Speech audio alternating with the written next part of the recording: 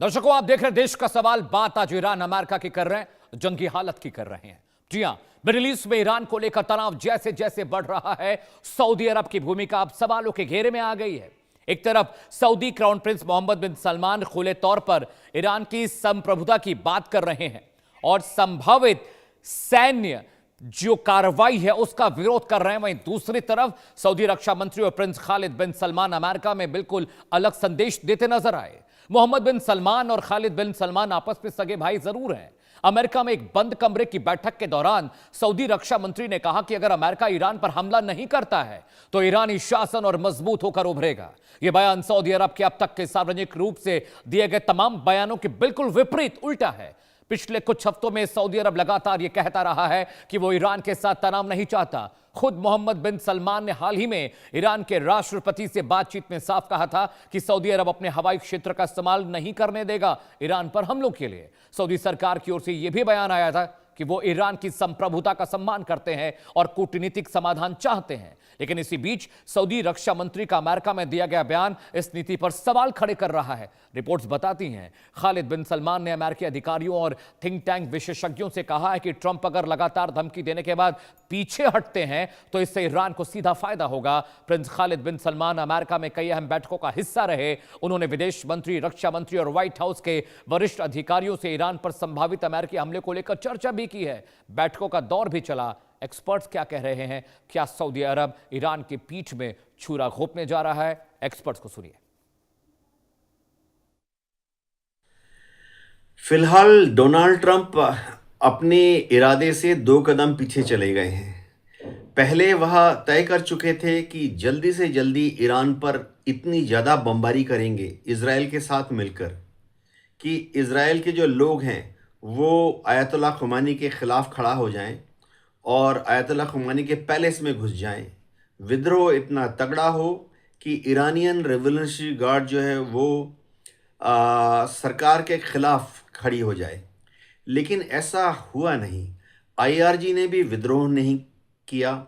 सबसे बड़ी बात है कि मोसाद ने और सीआईए ने इरानियन रेवोल्यूशनरी गार्ड के जो बड़े बड़े टॉप कमांडर्स थे उनको खरीदने की कोशिश की। ये बिल्कुल स्पष्ट है कि यूनाइटेड स्टेट्स ऑफ अमेरिका का ट्रंप प्रशासन ईरान के ऊपर लगातार दबाव को बना करके रखने की रणनीति पर कार्य कर रहा है और ट्रंप प्रशासन के द्वारा ईरान के विरुद्ध जो मैक्सिमम प्रेशर कैंपेन चला करके रखा गया है उसी प्रक्रिया में अब यूनाइटेड स्टेट्स ऑफ अमेरिका अपने दूसरे एयरक्राफ्ट कैरियर को भी उसने मिडिल ईस्ट रीजन में तैनाती दी है। और ये बिल्कुल स्पष्ट है कि United states of America Iran के ऊपर एक भारी दबाव को बना करके रखने की रणनीति पर कार्य कर रहा है और वर्तमान समय में ईरान के अंदर की जो अस्थिर स्थितियां हैं। तो आपने एक्सपर्ट्स को सुन लिया, जरा देश का सवाल भी सुन लीजिए जिस पर हम चर्चा करने जा रहे हैं। देश का सवाल नंबर 1, क्या सऊदी अरब अमेरिका के साथ मिलकर ईरान को धोखा दे रहा है? देश के सवाल का सवाल नंबर 2 जिस पर चर्चा हम करेंगे, क्या अमेरिका पाकिस्तान के रास्ते ईरान पर हमला बोलने की तैयारी कर रहा है? सवाल नंबर 3 जिस पर चर्चा जरूर होनी चाहिए, क्या अगले 48 घंटे ईरान के लिए जंग की फाइनल वार्निंग है अमेरिका की ओर से? देश के सवाल का सवाल नंबर 4 जिस पर हम पैनल से सवाल जरूर पूछेंगे, अमेरिका के साथ अगर न्यूक्लियर डील पर रजामंदी नहीं हुई तो क्या ईरान पर हमला तय समझना है? जी हां। सवाल नंबर 5, ईरान को लेकर क्या सऊदी अरब की अमेरिका के साथ कोई सीक्रेट डील हो गई है जिसकी वजह से सऊदी अरब अब ईरान के खिलाफ बातचीत कर रहा है? इससे पहले कि हम डिबेट की शुरुआत करें, कंटेंट पर जाएं। ब्रेकिंग न्यूज आ रही है, जरा उसका रुख कर लेते हैं। जी हां, वॉर ब्रेकिंग के जरिए आपको बताते हैं कि फिलहाल ईरान और अमेरिका के बीच क्या कुछ चल रहा है। जी हां, ईरान को सऊदी अरब ने प्लान कर लिया धोखा देने का। जी हां, सबकी बड़ी खबर बता रहे, ईरान को सऊदी अरब धोखा दे सकता है। ईरान पर हमले के पक्ष में है सऊदी अरब। चोरी छिपे ही सही लेकिन प्लानिंग जरूर हो गई है। यूएस को हमले के लिए सऊदी का इंतजार है। जैसे ही सऊदी अरब की तरफ से ग्रीन सिग्नल मिलेगा, अमेरिका ईरान पर हमला कर देगा। ये कैसी दोस्ती है कि एक दोस्त दूसरे दोस्त को धोखा दे रहा है? अमेरिका के संपर्क में अरब के रक्षा मंत्री लगातार हैं और ये बहुत खुफिया क्रूशियल जानकारी हम आपको दे रहे हैं कि सऊदी अरब ईरान पर हमले की प्लानिंग अमेरिका के साथ कर रहा है और बहुत मुमकिन है कि जैसे ही सऊदी अरब ग्रीन सिग्नल दे, ईरान पर अमेरिका हमला कर दे। लेकिन बड़ा सवाल यही है कि सऊदी अरब इसके पीछे उसकी किस तरह की मंशा, क्या स्वार्थ है, ये भी जानना जरूरी है। जैसे जैसे कार्यक्रम बढ़ेगा डिटेल आप तक पहुंचाने की कोशिश करूंगा। लेकिन इस वक्त की बड़ी खबर के बाद गेम प्लान क्या है सऊदी अरब का, वो क्यों धोखा देने की कोशिश कर रहा है, वो गेम प्लान आपको समझना होगा, तभी आप पूरी कूटनीति और डिप्लोमेसी को समझ पाएंगे। जी हां, ईरान का काम तमाम होगा, सऊदी अरब का गेम प्लान होगा। कैसे? धोखा नंबर एक तरफ दोस्ती का ढोंग, दूसरी ओर ट्रंप के साथ मिलकर डबल गेम कर रहा है ईरान। वहां मीटिंग चल रही है और यहां दोस्ती की बात चल रही है। सऊदी रक्षा मंत्री खालिद बिन सलमान ने ईरान पर हमले के लिए कहा है। चोरी छिपे पर्दे के पीछे बात हो रही है अमेरिका के साथ, और यहां पर वो कह रहे हैं कि ईरान पर हमला नहीं होना चाहिए। धोखा नंबर 3, सऊदी रक्षा मंत्री खालिद बिन सलमान अमेरिकी अधिकारियों से लगातार बात कर रहे हैं। वहां पर खुफिया प्लानिंग चल रही है, कैसे ईरान को धोया जाए, कैसे उसको घुटनों पर लाया जाए, लेकिन कह कुछ और रहे हैं। धोखा नंबर 4, सऊदी अरब ईरान के साथ होने का दिखावा कर रहा है। यह सिर्फ नाटक और ढोंग है कि हम ईरान के साथ खड़े हैं, अंदर खाने कुछ और चल रहा है। धोखा नंबर 5 आपकी स्क्रीन पर है। सऊदी डिफेंस मिनिस्टर ने ईरान पर हमले को लेकर अमेरिका से चर्चा की है, और चर्चा में यह प्लानिंग चल रही है कि आखिर हमला कब किया जाएगा। धोखा नंबर 6, यूएस ने अभी हमला नहीं किया तो ईरान इसे जीत मानेगा। सऊदी अरब अमेरिका को भड़का भी रहा है कि इतना शोर शराबा करने के बाद अगर हमला नहीं हुआ तो अमेरिका कमजोर समझा जाएगा, ईरान 19 की जगह 20 हो जाएगा। धोखा नंबर 7, सऊदी अरब हमले को लेकर अमेरिका के खिलाफ नहीं जाना चाहता है, क्योंकि सऊदी अरब को डर है हूतीज अगर हमला करेंगे तो अमेरिका बचाएगा नहीं। तो देखिए सऊदी अरब का गेम प्लान किस तरह से चल रहा है और अमेरिका के साथ मिलकर सऊदी किस तरह से ईरान के खिलाफ जा रहा है। सऊदी का ग्रीन सिग्नल, ईरान पर अटैक का फाइनल। वॉर फैक्ट 1 देखिए, ईरान पर मिलिट्री एक्शन होना बिल्कुल तय हो चुका है, क्योंकि सऊदी अरब भी पीछे से अमेरिका के साथ सपोर्ट कर रहा है।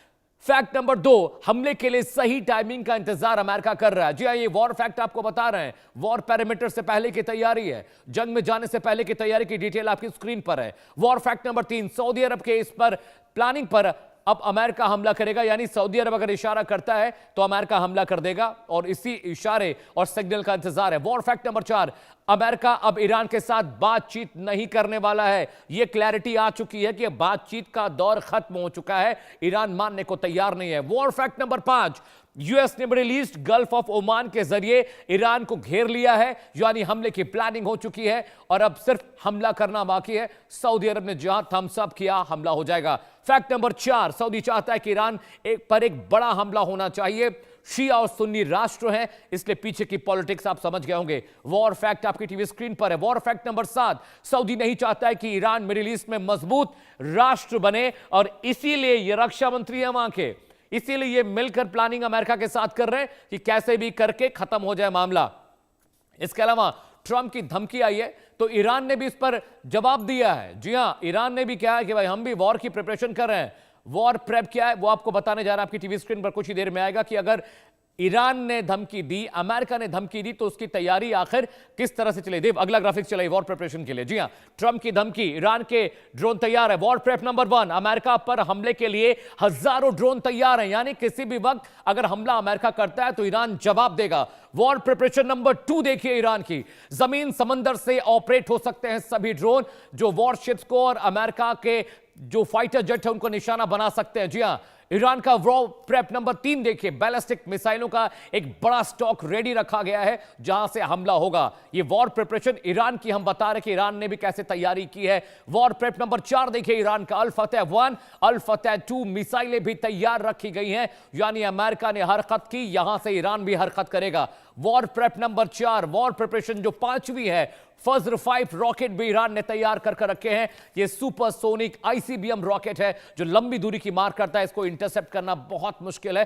क्योंकि सोनिक स्पीड से जाता है। वॉर प्रिपरेशन नंबर 6, ईरान का ड्रोन वाहक पोत शाहिद बाघेरी समंदर में तैनात किया गया है। यह अमेरिका के मिसाइल्स ड्रोन हमलों को नाकाम करने की कोशिश करेगा। तो देखिए किस तरह से ट्रंप की धमकी के बाद ईरान के ड्रोन तैयार है। इसके अलावा अगला ग्राफिक्स आपको दिखाते हैं किस तरह से ईरान के अहम ठिकाने जो है वो इजराइल ने उनको निशाना बनाया था, और अमेरिका अब उन्हीं ठिकानों को निशाना बना रहा है। बिग वॉल पर ग्राफिक्स के जरिए, मैप के जरिए समझिए, ये पूरा ईरान आपको दिख रहा है। जो ग्रे एरिया है, ये ग्रे एरिया पूरा ईरान है, और ये जो येलो डॉट्स आपको दिख रहे हैं, ये सब परमाणु ठिकाने हैं ईरान के, जहां पर इजराइल ने जून 2025 में हमला किया था।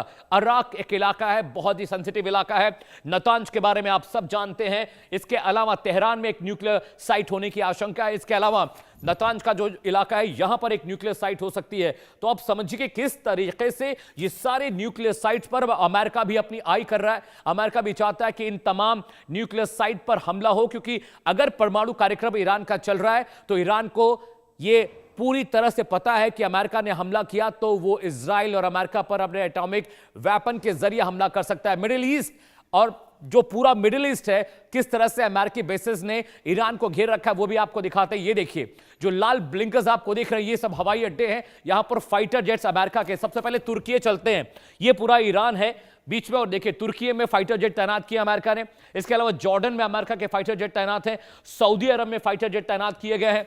यूएई में भी अमेरिका के फाइटर जेट हैं। इसके अलावा ओमान का इलाका, यहां पर भी बड़े पैमाने पर फाइटर जेट अमेरिका ने डिप्लॉय किए हैं। कुवैत में किए हैं, इराक के ये सारे इलाके देखिए। तो जो ईरान का पूरा इलाका है, उसको चारों तरफ से मिडिल ईस्ट के जो देश है, ये जॉर्डन, सऊदी अरब, यूएई, ओमान, कुवैत, इराक, तुर्की, ये सारे वो देश है जो ईरान के चारों तरफ है। और अमेरिका ने इन देशों में अपने हवाई अड्डे बना रखे हैं, अपने फौजी अड्डे बना रखे हैं, और यहां से बड़ा हमला हो सकता है ईरान के ऊपर।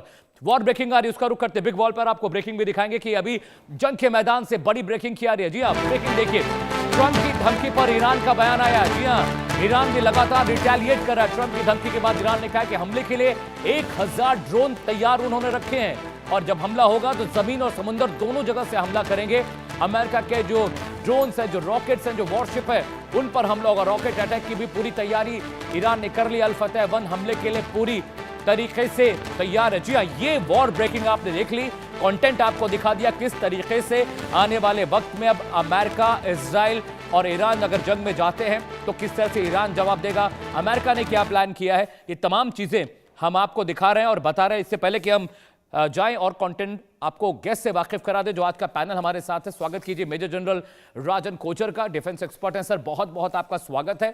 करोड़ी सिंह जी हैं, विदेशी मामलों के जानकार हैं, मिडिल ईस्ट से डायरेक्ट जुड़ रहे हैं। सर, आपका भी बहुत बहुत स्वागत है। पूर्णिमा नाथ है, नेता है रिपब्लिकन पार्टी की, मैम आपका बहुत बहुत स्वागत है, आपने वक्त दिया। अरविंद सिंह जी मेरे साथ है, अरविंद सिंह तेजावत साहब, विदेशी मामलों के जानकार हैं। सर, आपका भी बहुत बहुत स्वागत है देश का सवाल में आने के लिए। सबसे पहला सवाल जनरल साहब, मैं आपके पास आ रहा हूं।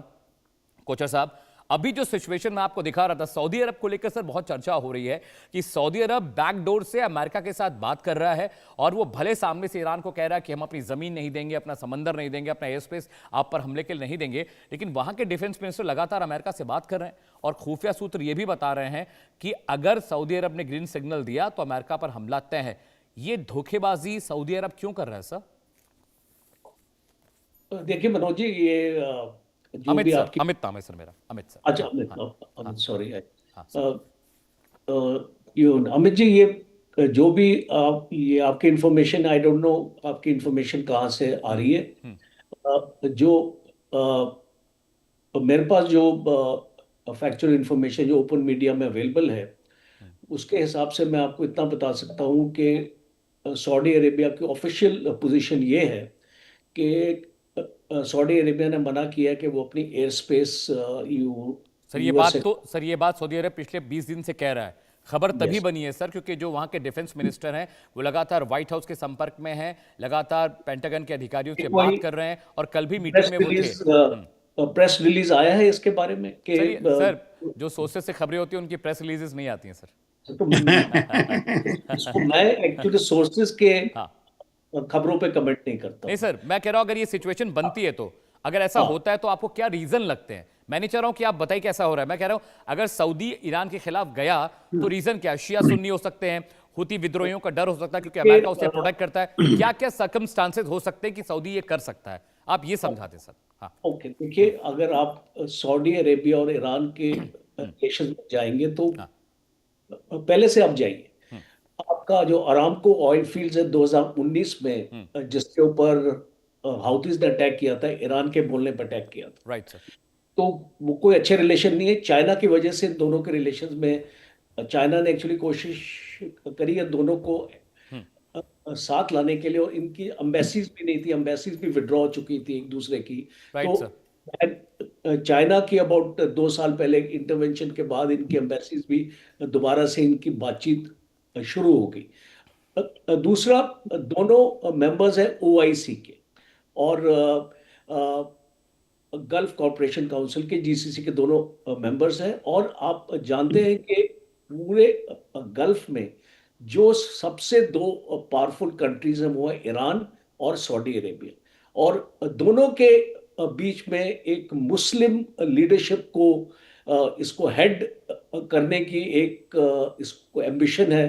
बिकॉज सऊदी अरेबिया सोचता है कि ईरान अपनी जो प्रॉक्सीज के साथ लोगों में दबाव क्रिएट करता है जिसकी वो सराहना नहीं करते हैं। और इसीलिए आप आउटवर्डली तो कोई कोई ऐसी स्ट्रॉन्ग स्टेटमेंट ईरान से वो देते नहीं है, but inwardly they don't like Iran. And इसको इसको ईरान की जो एक टेंडेंसी है कि डोमिनेट करने की पावर के थ्रू या अपने इस प्रॉक्सीज के थ्रू और असिमेट्रिकल वॉर जो इस तरीके से ईरान इस रीजन में फैला रहा है वो उसकी अप्रिशिएटिव सऊदी अरेबिया नहीं। और आपने सुन्नी मुस्लिम का तो जिक्र आपने कर ही दिया।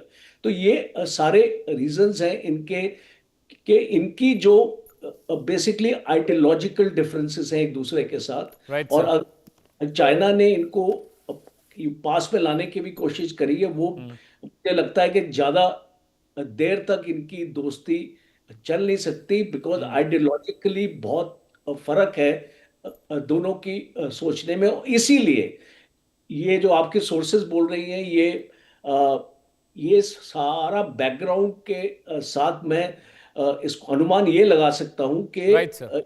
इसको आउटवर्डली सऊदी अरेबिया ईरान को सपोर्ट करेगा। इनवर्डली अगर यूनाइटेड स्टेट्स कोई भी एक्शन लेता है इसके अगेंस्ट ईरान के अगेंस्ट तो वो सऊदी उसको अपोज नहीं कर सकेगा। बिकॉज देखिए आज जो यूएस की पोजीशन है वेस्ट एशिया में और मिडिल ईस्ट में वो परवाह नहीं करते कौन उसको अपोज कर रहा है कौन उसको नहीं कर रहा है। बिकॉज अगर प्रेसिडेंट ट्रंप ने ठान लिया एक अटैक करने के लिए तो सऊदी की वजह से अपना अटैक थोड़ी रोकेगा वो। तो अपना जो उसका ऑब्जेक्टिव है स्ट्रेटेजिक ऑब्जेक्टिव है उसको हासिल करने की कोशिश करेगा चाहे उसको कोई अपोज करे। इसको सऊदी अरेबिया एग्री उसको नहीं करता तो ना करे because it is not going to make difference to America.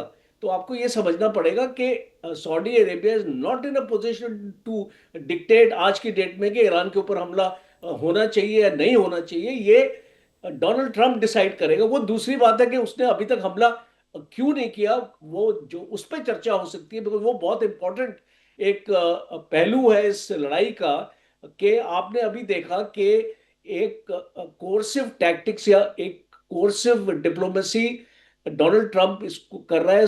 इसको ईरान के इंटीरियर मिनिस्टर के ऊपर भी सैंक्शन लगाए और अभी पूरा घेरा डाल दिया ब्लॉकेट डाल दिया ईरान का कि ईरान से कोई भी तेल अभी इसको बाहर नहीं जा सकता। अब एक सिचुएशन ईरान की आ चुकी है कि उनकी जो भी उनका ट्रेड है और खाली आपका एक्सक्लूसिव इकोनॉमिक जोन तक ईरान का जो आपका इन्फ्लुएंस है उसके आगे कोई इन्फ्लुएंस नहीं है ईरान का। और जब से ये घेराव हुआ है ईरान का कोई भी इनफ्लो और आउटफ्लो हुआ नहीं। ईरान ने इसको वैसे ही नोटम लगा रखा है। तो जब एक ऐसी सिचुएशन हम देखते हैं from a military point of view और उसको मुझे लगता है कि ये जो पंजा है या शिकंजा है इसको और टाइट किया जा रहा है इसको यूनाइटेड स्टेट्स। अल्टीमेटली इसको ट्रंप का ये मानना है कि अल्टीमेटली वो चाहते हैं ईरान टेबल पे आए इसको डिस्कस करे और ये जो न्यूक्लियर ऑप्शन है ये जनरल साहब वक्त थोड़ा सा कम है क्योंकि हम शो पे थोड़ा लेट आए हैं क्योंकि सुनेत्रा जी शपथ ग्रहण कर रही थी। माफी चाहता हूं मैं आपको रोक रहा हूं। किरोड़ी सिंह जी एक बहुत अहम सवाल है चूंकि तो आप मिडिल ईस्ट को इतने कई दशकों से स्टडी करें जब हम लोग पैदा भी नहीं हुए होंगे। अभी जो नैरेटिव है सर आप देखिए सऊदी अरब और ईरान भले एक ही खित्ते के हैं एक ही पार्ट ऑफ आइलैंड है एक तरह से बोला जाए लेकिन आपको भी पता है सर कि शिया सुन्नी की लड़ाई बहुत पुरानी रही है और सऊदी अरब की इतनी हैसियत नहीं है कि अमेरिका को वो रोक दे कि आप ये कार्रवाई मत करिए या आप हमारे यहाँ से आप ऑपरेशंस को अंजाम मत दीजिए। ये जो सर सोर्सेज से खबर आई है सर कि सऊदी अरब के जो रक्षा मंत्री हैं वो लगातार अमेरिका के संपर्क में हैं और क्या ये इतना आपको क्रूशियल लग रहा है कि अगर सऊदी अरब चाहे तो ये हमला रुकवा सकता है सऊदी अरब चाहे तो ये हमला करवा सकता है। आपको लगता है कि सऊदी अरब इस हालत में है? वहाँ के डिफेंस मिनिस्टर क्यों बार बार ट्रंप से बात कर रहे हैं? रात को मीटिंग्स क्यों हो रही हैं सर? वर्चुअल मीटिंग्स चल रही हैं व्हाइट हाउस से उनकी। देखिए अमित जी सामान्यतः मेरे और कोचर साहब के ओपिनियन में डिफरेंस होता है। लेकिन आज मैं कोचर साहब के ओपिनियन से पूरी तरह सहमत हूँ। अगर उसको फर्दर एक्सप्लेन करूं तो दुनिया का कोई भी देश हो अपने नेशनल इंटरेस्ट को लेके अपने कैलकुलेशन बनाता है, और अमेरिका का जो इंफ्रास्ट्रक्चर है, पेंटागन दुनिया का सबसे बड़ा ऑफिस है, अमेरिका ने भी निश्चित रूप से अपना कैलकुलेशन बनाया होगा। और मुझे लगता है कि ये वेनेजुएला नहीं है, ईरान एक अलग तरीके की सिचुएशन में है, अलग रीजन है, और ऐसी स्थिति में मेरे ख्याल से अमेरिका का ये कैलकुलेशन है कि अब अगर ईरान और अमेरिका में हालात बिगड़ते हैं और कोई डायरेक्ट किनेटिक एक्शन कुछ किसी भी साइड से होता है तो ये एग्जिस्टेंशियल रिस्क होगा, ये कन्वेंशनल एस्केलेशन नहीं होगा, ये सीक्वेंशियल होगा, पूरे मिडिल ईस्ट रीजन में टर्मिनल नहीं होगा। तो ऐसी स्थिति में अब अमेरिका क्या चाहता है? अमेरिका पहले जो वहां प्रोटेस्ट करने वाले थे उनका सपोर्ट कर रहा था। ट्रंप ने ये कहा कि मैं मदद भेज रहा हूं, आप लगे रहिए, सब प्रोटेस्ट करते रहिए, लेकिन उनके साथ अमेरिका ने बिट्रे किया। मुझे लगता है अमेरिका के कैलकुलेशन में वो फिट नहीं बैठा। अमेरिका से ने कैलकुलेट कर लिया कि रिजीम चेंज करना मुश्किल है। अब अमेरिका क्या चाहता है? 3 चीजें चाहता है। एक तो वो न्यूक्लियर मामला है, उससे अबोर्ट करने की बात करता है, अबंडन करे ईरान। दूसरा ये चाहता है कि जो बैलिस्टिक मिसाइल हैं उनको वो खत्म करे, और तीसरा ये चाहता है कि जो मिलिटेंट्स को, अलग अलग नॉन स्टेट एक्टर्स को, जैसे हुती हैं, हमास हैं, हिजबुल्लाह, उनको सपोर्ट करता है, उसको बंद करे। ये अमेरिका चाहता है। इसके बदले में ईरान क्या चाहता है? ईरान अपने जो अवाम को ये कह रहा है कि हमारी जो आर्थिक स्थिति खराब है वो सैंक्शंस की वजह से है, तो अमेरिका सैंक्शंस उठाए और बातचीत के लिए हम तैयार हैं। और इसमें टर्की बहुत ही एडवांस स्टेज पे मीडिएट कर रहा है। टर्की के विदेश मंत्री और ईरान के विदेश मंत्री मिल चुके हैं। ईरान के विदेश मंत्री टर्की अभी गए हैं, और इसके अलावा ये तो रीजनल मामला है, इसके अलावा चीन और रशिया दोनों ने ये प्रयास किया। क्रेमलिन ने कैटेगोरिकल स्टेटमेंट दिया है कि आप एस्केलेट मत करो, ये बड़ा मिडिल ईस्ट में नहीं होगा, ये पूरी दुनिया के लिए खतरनाक होगा, क्योंकि इसके 3 इम्प्लीकेशंस हम देख सकते हैं। एक तो नेशनल लेवल पे ईरान में रिजीम चेंज होना चाहिए, नहीं होना चाहिए, एक तो यह है। इसमें अमेरिका चाहे नहीं चाहे, अगर ईरान में कोई पॉलिटिकल रिफॉर्म नहीं होता है तो निश्चित रूप से ये प्रोटेस्ट मूवमेंट चलेगा, क्योंकि प्रोटेस्ट मूवमेंट और रिफॉर्म में एक डायलेक्टिकल रिलेशनशिप होता है। आप रिफॉर्म करोगे तो फिर प्रोटेस्ट मूवमेंट मजबूत होंगे, प्रोटेस्ट मूवमेंट से रिफॉर्म की जरूरत महसूस होगी। ये तो इंटरनल मामला है। रीजनल मामला ये होगा कि अगर ईरान और अमेरिका में डायरेक्ट होता है तो निश्चित रूप से मिडिल ईस्ट के सभी कंट्री अफेक्ट होंगे। और जो आपने सऊदी और अमेरिका के रिलेशनशिप की बात की, निश्चित रूप से सऊदी अमेरिका का अलाई है, यूएई भी है, लेकिन अलाई होते हुए भी उनका कैलकुलेशन ये है कि अगर ये एस्केलेट होता है, पूरे मिडिल ईस्ट को एंगल्फ करना है, तो उनका भी नेशनल इंटरेस्ट हर्ट होगा, क्योंकि ईरान इतना कमजोर मिलिट्री पावर नहीं है। दूसरा यह कि चाइना और रशिया जो नेवल एक्सरसाइज अभी तो ब्रिक्स में के झंडे के नीचे की थी, या साउथ अफ्रीका के लीडरशिप में, उससे पहले पिछले मार्च में चाइना और ईरान ने नेवल एक्सरसाइज की थी, और अब फिर मीडिया में रिपोर्टिंग आ रही है कि जल्दी तीनों मिलके नेवल एक्सरसाइज करने वाले हैं। तो अभी ईरान जो टारगेट कर रहा है वो अमेरिकन शिप को, जो अब्राहम लिंकन शिप है, उसको टारगेट करेगा, उससे बहुत बड़ा डैमेज हो सकता है। तो मुझे नहीं लगता कि अमेरिका एस्केलेट करेगा। बातचीत का रास्ता टर्की के मीडिएशन में निकलने की संभावना मुझे ज्यादा लग रही है, और उसमें सऊदी और यूएई भी एक सकारात्मक भूमिका निभाएंगे। ठीक है, point taken sir, thank you so much sir. आप please stay with me. Tejawat साहब, जो नैरेटिव जनरल साहब बता रहे हैं, सिंह साहब बता रहे हैं, एक सवाल ये भी है कि मैं बार बार ये सवाल पूछता हूँ और आपसे दोबारा ये सवाल पूछ रहा हूँ, क्या टर्की जैसा मुल्क जिसका न दायां न बायां, जो ना तो कभी खुलकर सामने आया, ना कभी खुलकर किसी बात पर अपनी राय रखी, और चोरी छिपे नैरेटिव देने वाला मुल्क, क्या इतनी बड़ी भूमिका आप देख रहे हैं कि टर्की की इतनी हैसियत और इतनी ताकत, इतनी कुव्वत है कि वो ईरान और अमेरिका के बीच में मीडिएशन कर दे और सऊदी के साथ मिलकर मीडिएशन कर दे? और क्या अमेरिका टर्की के मीडिएशन को एक्सेप्ट करेगा? आपको लगता है कि टर्की की इतनी हिम्मत है कि वो बैठ के बात करे एक टेबल पर? आपको क्या लग रहा है तेजाब साहब? अमित साहब, भले ही आज कोचर साहब और किरोड़ी साहब दोनों बहुत सारी बातों में सहमत हो गए हैं, पर मैं दोनों से ही असहमत हूँ। इसका कारण यह है सर कि कोचर साहब जिस सऊदी अरेबिया की बात कर रहे हैं, वो देखिए घरेलू हालात तो जो कोई भी हो, और वहां पे जो पंगु उनके जो भी बैठे हुए हैं सामंत, वो चाहे जो कुछ भी करें, पर ईरान पे जो हमला हुआ था उसका सबसे ज्यादा विरोध किसको करना चाहिए था? ईरान को। जी और ईरान ने किया भी था। जी। भले ही दोनों ही मुल्कों में दुश्मनी थी उस समय, वो बहुत सारी लड़ाइयां लड़ चुके थे, और सद्दाम हुसैन का कुवैत पे कब्जा करने का एक कारण ईरान से लड़ाई भी था। जी तो यह तो नहीं है कि अगर वो दोनों आपस में उनमें कोई लड़ाई है या कोई प्रतिद्वंदिता है या लीडरशिप को लेकर कोई है, तो सऊदी अरेबिया को विरोध करना चाहिए या नहीं करना चाहिए। अगर ईरान गिरा तो अगला नंबर सऊदी अरेबिया का है। राइट जब सर। तक वहां तक कठपुतली लोग बैठे हुए हैं तब तक तो ठीक है, और वहां पे भी बहुत ही विद्रोह जैसे हालात हो सकते हैं। इसलिए पहली बात तो ये रही। बात तुर्की की बात, तुर्की जिसको हम पहले टर्की बोलते थे, अब वो तुर्की हो गया है। तो बात दरअसल ये है कि वो बिल्कुल इस हैसियत में नहीं है। अभी तुर्की क्या चाहेगा?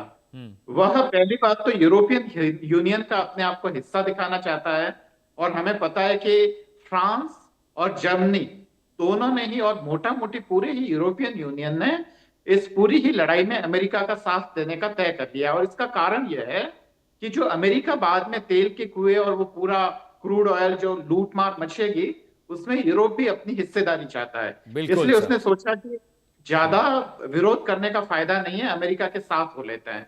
तो ये जो तुर्की जो है, जो यूरोपियन यूनियन के साथ जाना चाहता है, और जो नेटो का सदस्य देश भी है, वो अपनी जो वफादारी साबित करेगा नेटो के लिए भी और यूरोपियन यूनियन के लिए भी।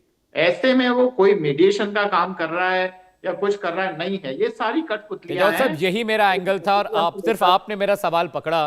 मेरा एंगल यही था और सवाल आपने मेरा पकड़ा कि ईरान और इराक कभी नहीं चाहेंगे एक दूसरे के लिए कि वो दोनों राष्ट्र मजबूत हों, और सऊदी अरब का भी फायदा है। अगर ईरान में तबाही मस्ती है, वहाँ का क्रूड बिजनेस, वहाँ बहुत सारी चीज़ें हैं जो सऊदी अरब अमेरिका के जरिए उसे मिल सकती हैं। समय बहुत कम है तेजाब साहब, मैं माफ़ी चाहता हूँ। पूर्णिमा जी के पास जाना। पूर्णिमा जी, नाटो का मेंबर है टर्की और अमेरिका के बाद दूसरी सबसे बड़ी आर्मी नाटो में उसकी है, लेकिन यहाँ पर जब जंग होती है तो उसमें सिर्फ इमोशंस या देश और आवाम को नहीं देखा जाता, पैसा, मनी, इकोनॉमी भी बहुत बड़ा फैक्टर होता है। मैम, क्योंकि आप अमेरिका में, आप जानते हैं ट्रंप का नैरेटिव किस तरह का है।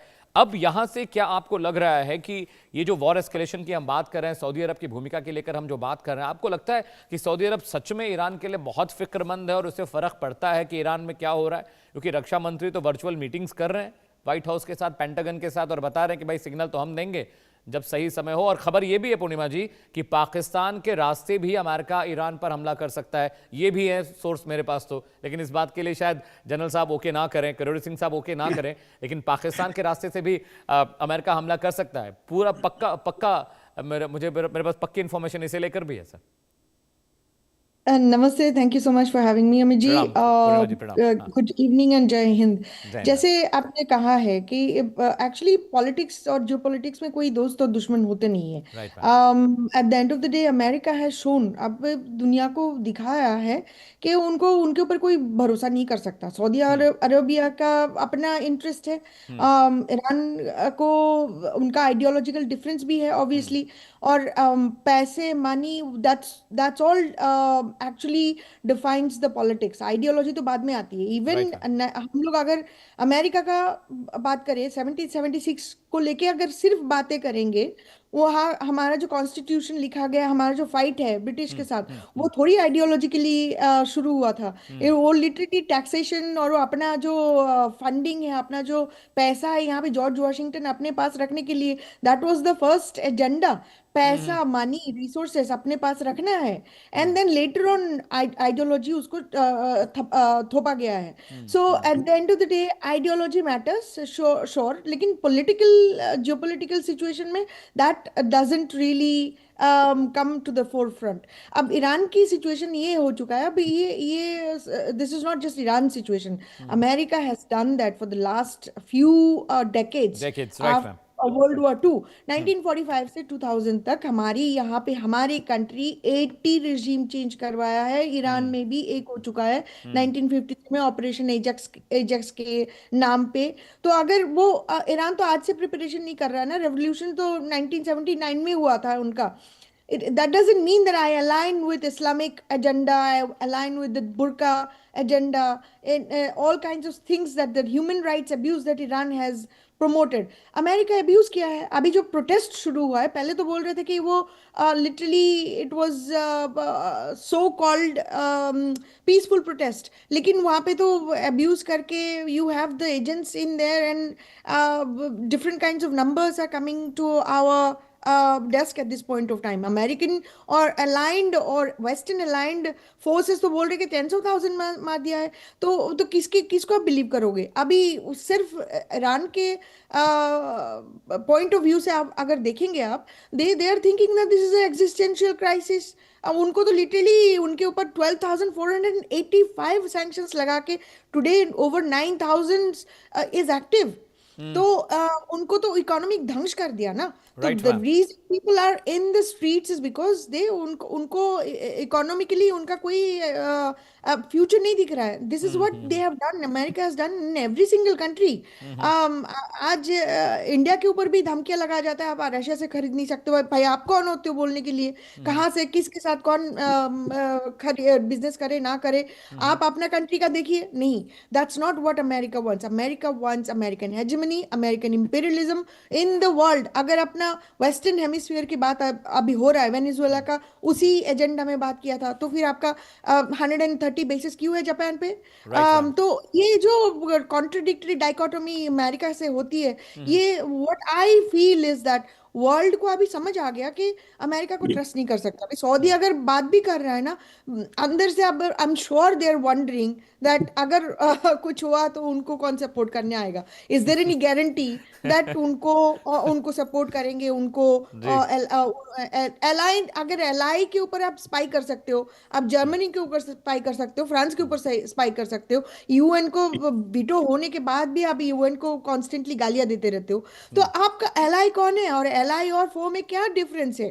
तो मेरे ख्याल से अगर सऊदी और कोई भी कंट्री हो, they understand what they are doing and then उनका खुद का इंटरेस्ट के लिए वो लोग अगर कुछ भी करेंगे वो करेंगे। अगर if that is the case, अगर ईरान ने खुद बता दिया this is our existential crisis, America कुछ करेंगे तो ये ट्रिगर में हमारा हाथ है, हम भी लेके मरेंगे, हम ऐसे नहीं जाएंगे, फाइट करके मरेंगे। But this is why I think India has to learn, this is a lesson for countries like India also, क्योंकि एसिमेट्रिक फाइट करने के लिए इंडिया के कैपेबिलिटी नहीं है, वो कन्वेंशनल वॉर में बैठा हुआ है अभी। तो इंडिया के ऊपर भी ह्यूमन राइट्स का थप्पा लगाने के लिए कोशिश कर रहे हैं अमेरिका कॉन्स्टेंटली। कुछ दिन पहले नाइजीरिया को अटैक किया वो सीपीसी के हिसाब से, इंडिया को भी करेंगे। तो आप क्या करोगे? 2026 is going to show us that also. तो at the end of the day मेरे ख्याल से you have to be independent no matter whether you speak with America or not।